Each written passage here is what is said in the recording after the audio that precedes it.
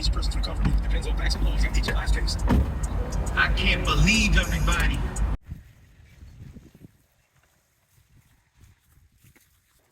This right here is what a half a yard of organic garden soil, native to Houston, native to Texas.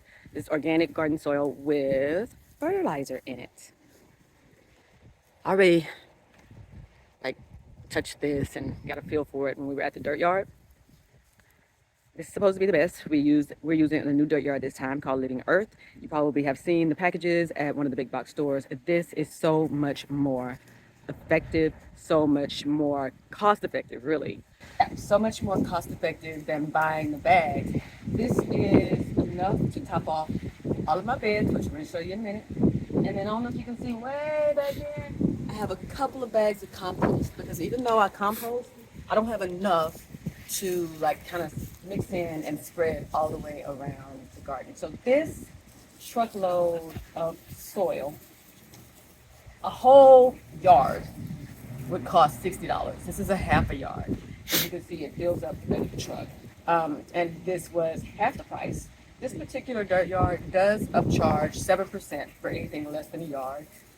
They deliver for 4 yards or more, which our yard is just not big enough for that. So anyway, but that's a great, you would spend a whole lot less on 4 yards of dirt from the dirt yard. Might be like 250 max, as opposed to trying to buy those bags at one of the big box stores, or a pallet of bags from a big box store to fill up that much space. It would cost easily double, triple that. So that's my first tip. I've talked about this so many times before. After learning about buying so many bags, we finally figured out just go to the dirt yard, buy a half a yard or a full yard of soil, premium garden soil. This one's organic. This is the first time we're using them. We've used another place before that was just called this premium. This one is organic with compost manure and fertilizer in it. So we're gonna see how this works for us this year. When I've done it before, I've really loved the results so much more than the bag stuff. There's no weed seeds in here. There's no bugs in here. So we're gonna get going in the backyard. I'm gonna top off all my garden beds. Let me show you that. I'm gonna start over in this corner of my yard. While I'm doing this, I'm also trying to map out where things are gonna go based on a little bit of crop rotation and where my sunlight is. So this was the first, this bed and this bed were the first two that I built. This one cut off, it just went straight and cut off right there. This one is 12 by 4. This one is 10 by 4. My beds are 12 to 18 inches deep. And I'm probably gonna have to chop off at least 2 inches. What I usually try to do, I don't know if you can see it, but where the fence, where the fence line hits, can you see it right there? Right there. That's where I try to fill my beds up to. Also, there are things that are still growing. I'm gonna let my broccoli go to seed. I'm gonna let anything that's out here already working continue to work and go to seed. So I want to add my soil around all of those things. So I'm gonna start over here because some of my seedlings are ready to go out and my cucumbers are going over here. Because the last time I had cucumbers here was the first year that I planted, and that was in 2017, and they did exceptionally well over here. This area gets full sun all day. The house never shades it or anything. And plenty of water because there's a sprinkler like right on the side of the house, like right there, that hits this whole area really well. So I'm gonna do that. Then on this side here, I'm gonna go there next.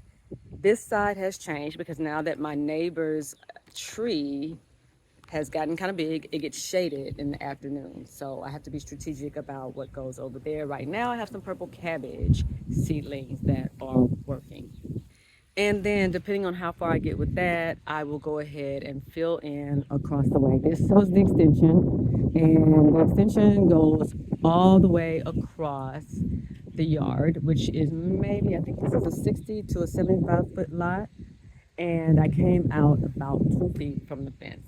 And the reason I did that is because if you've been following along, you know that I live in a heavily regulated HOA community, and I live lakeside, which means that we can't just, because I don't have a fence and because it's a wetland, I can't just have a bunch of raised beds over here, and I can't just randomly um, plant things. There's supposed to be two trees back here, but I kind of got away with it because when things are full, it's pretty. Everybody likes it, and I've not had any complaints. Plus, the palm tree, I'm sorry, not the palm tree, the banana tree over here, when that, this happened from the freeze, of course. This happened from the freeze. You can see it's all brown. But when that actually is green and has leaves, it's nice and big and pretty, higher than the fence. So, you know, they don't give me too many problems about it. But I'm just showing you this and giving you these dimensions just so that you have an idea of how much dirt I had to get from the dirt yard to top these off by about 2 inches. Half a yard is going to fill all of this. I would say total I might have 150 square feet of garden space, and half a yard is going to top that off nicely. So I'm going to go ahead and suit up and get started on that. Let's go. Hubby was so very gracious to load up a cart for me to unload onto the garden. I'm going to start in this far corner where I'd already laid down some cardboard to suppress the weeds. I'm trying to be really careful to move around the plantings that I already had, like I said before. And I just want to take care of anything that I find, like these ants. I hate ants. They're the bane of my existence. So I'm just going to treat those with some organic pesticides, which will not disturb my crops. And I'm going to move on and continue laying out my dirt. One thing I will say to you guys is to pay attention to how your yard is graded. That's very important for drainage and for how the water will roll off of your yard. That's why my gardens are higher in the front and lower in the back, because of drainage. Okay, really quickly, I wanted to show you this. So I talked about how I like to come up to the side, come up to where this little part of the gate is. I'm going to show you this because if you're new, you probably haven't seen it. And if you're not new, if you've been around, you probably haven't seen it in a long time. So when I first started these beds, I had nothing to hold the dirt in on that side. The beds were made with wood. That wood is now not doing much of anything. We learned from the extension that we really didn't need the wood. The bricks would hold everything in place. So that's why you see these bricks here, and I've already pulled the wood out this side of this garden and from portions of that other garden. But I want to show you this. This right here is lawn edging. That's all it is. And I use this, let me move some of this dirt back in here.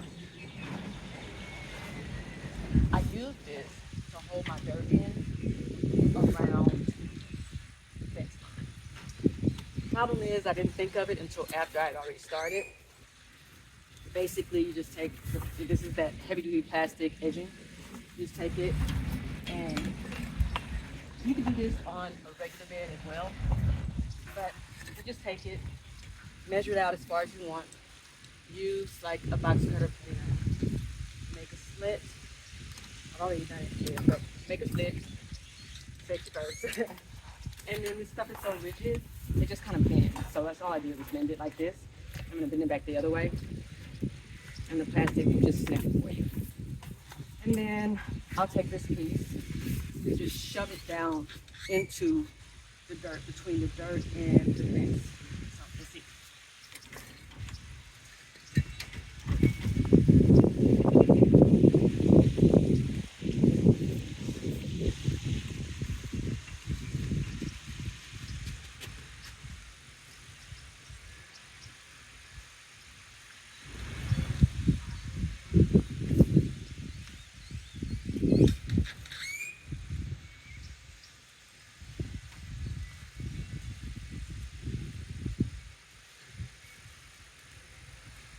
If it doesn't go all the way down at first, you could just use like a hammer or a mallet to like tap it. But that's in there good enough. And once you push the soil up against it, you can see our fence needs some repair. But once you push the soil up against it, it'll just stay in place and keep the soil from rushing out through that iron, open iron gate.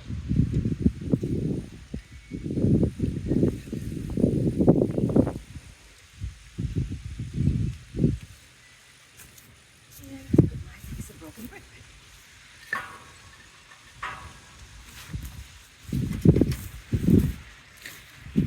So that's just a quick little tip I wanted to show you guys.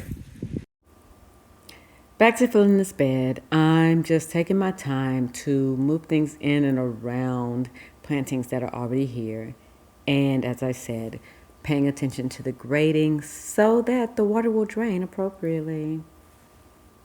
All right, you guys, I am done with what I wanted to accomplish today for the most part. I actually made a little bit of extra work for myself. I kind of alluded to it earlier, but let me show you what I got.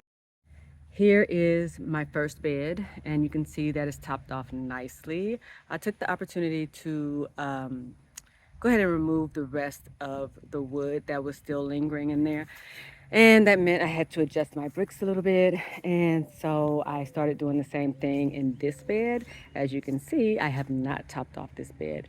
This is gonna have to happen a different day because this bed has always been my toughest one. For some reason, there's always a ton of weeds. And I promise you, I just came out here and weeded this bed last week, I think. And look at it, there's like a lot of tiny little weeds popping up. And I can't just put dirt over that. So I'm leaving this one, but same thing. I came and I pulled the wood from there, and that created a job for me because now I need to adjust my bricks more so than I had to do on this side. There's the wood.